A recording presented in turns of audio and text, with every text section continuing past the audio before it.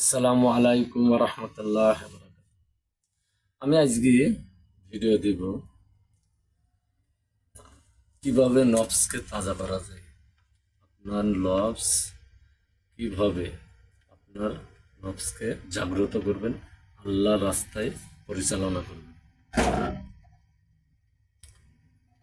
সেটা হচ্ছে আপনি প্রথমত আল্লাহ নামাজ পড়বেন। 5 ওয়াক্ত যদি নামাজ পড়েন তো নামাজ পড়বেন। আপনার যদি মনে করেন যে আমি একলা পড়বো একলা পড়বো, যদি মনে করেন আমি জামাতের সাথে পড়বো জামাতের সাথে পড়বো।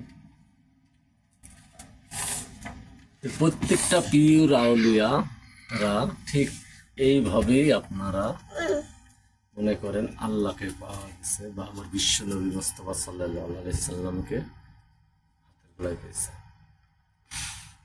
অবশ্যই এই আমলটা করলে বা এই আমলটা আপনি চালু রাখলে অবশ্যই কারোর কাছে যাওয়া লাগবে না। আপনি অবশ্যই আপনি আল্লাহর প্রতি একটা খাস বান্দা হয়ে যাবেন ইনশাল্লাহ। অবশ্যই একটা খাস বান্দা।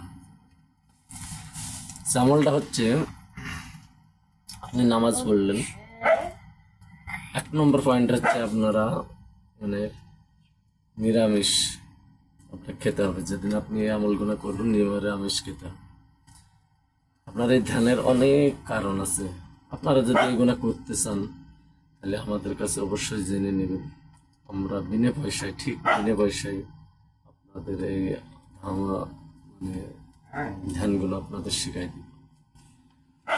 আপনারা অবশ্যই ফলাফল পাইলে আমাদের জন্য দোয়া করবেন। বা অবশ্যই আমি একটা গুণাগার প্রথম আমার জাহাঙ্গীর বাবা মুর্শিদ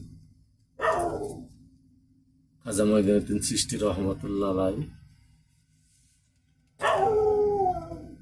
স্মরণ করে আমার মাওলা আলী আমার বিশ্বনবী মুস্তাফা সাল্লাল্লাহু আলাইহি সাল্লাম। এইগুলা প্রথমত আপনি নামাজ পড়ে নিলেন। আপনি অবশ্যই আপনার যদি গুরু থাকে গুরুর প্রতি আপনি মনটাকে গুরুর পথে চাগি রাখলেন। চাগি রাখতে আপনি অবশ্যই এইভাবে ধ্যানটা শুরু করবেন।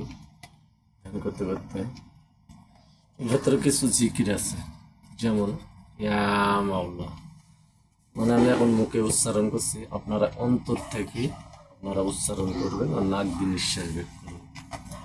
ইয়া মাওলা, ইয়া মাওলা, ইয়া